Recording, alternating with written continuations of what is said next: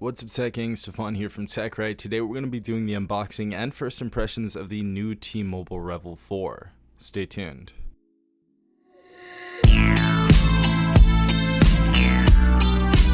Alright everyone, so I just picked this device up yesterday, super excited about this phone. I just want to go ahead and stroll right into this video and start off with the specifications. Now first and foremost, for the display we have a 6.2 inch 15 by 720p screen, so this is going to be an HP screen. We're also going to have a 13 megapixel camera on the rear and a 5 megapixel camera on the front. Now for the hardware, we're going to have the MediaTek Helio A22 with 2 gigabytes of RAM. We also have 32 gigabytes of onboard storage and micro SD card expansion if you'd like to do that. And we also have a 3500 milliamp battery, and this is using Android 10.0.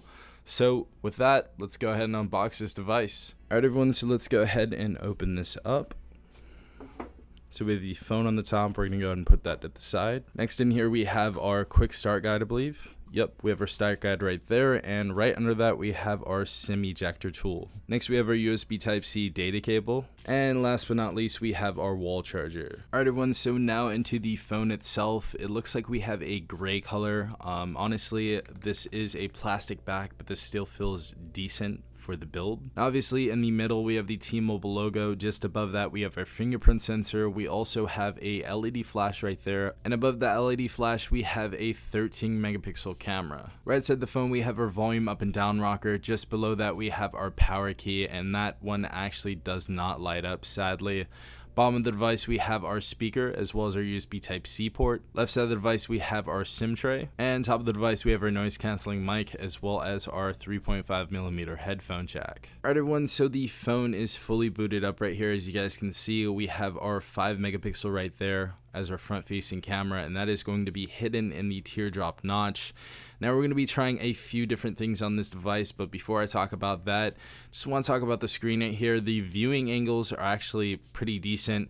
Honestly, for this type of phone, I really didn't expect much, and actually came through with some decent screen quality. Also in hand, this phone doesn't really feel all that cheap. It's not going to feel like the newest iPhone, but definitely doesn't feel like a plastic phone at all. Alright everyone, so we're going to go ahead and test these speakers out on this device. I'm really excited to see what they sound like, so let's go ahead and start this video.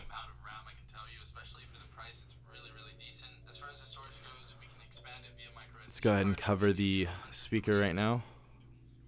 Okay, so this is a mono speaker. We do not have stereo speakers on this device. I was hoping we would. Sadly, we do not.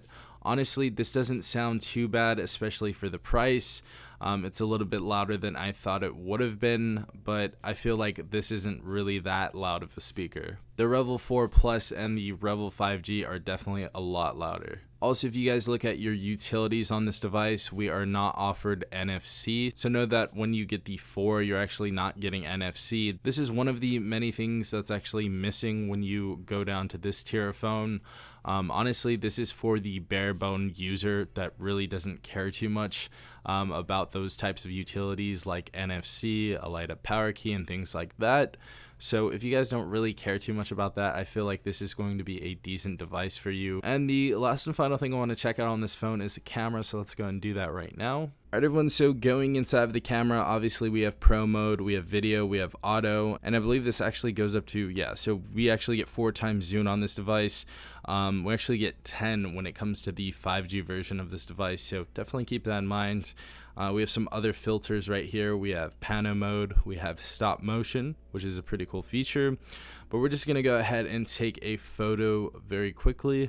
We're going to see how this comes out. Alright everyone, so we took a couple photos on this device, and honestly, this camera really is not it. As you guys can see, we have a little bit of blur on the T-Mobile emblem.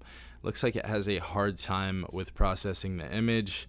As you guys can see right there at the top right. It also seems to have trouble focusing, but those are some key features that you definitely need in a camera. Obviously, we're going to do more testing on the camera, but so far, really not all that bad. I'm sure we're going to be able to take some better photos in better lighting and also better conditions. But yeah guys, if you did enjoy this video, please leave a like down below as well as subscribing if you're not part of the Tech Gang already. Also hit the notification bell to be notified every time I do upload a new video. This has been Stefan from TechRight. Peace out, Tech Gang.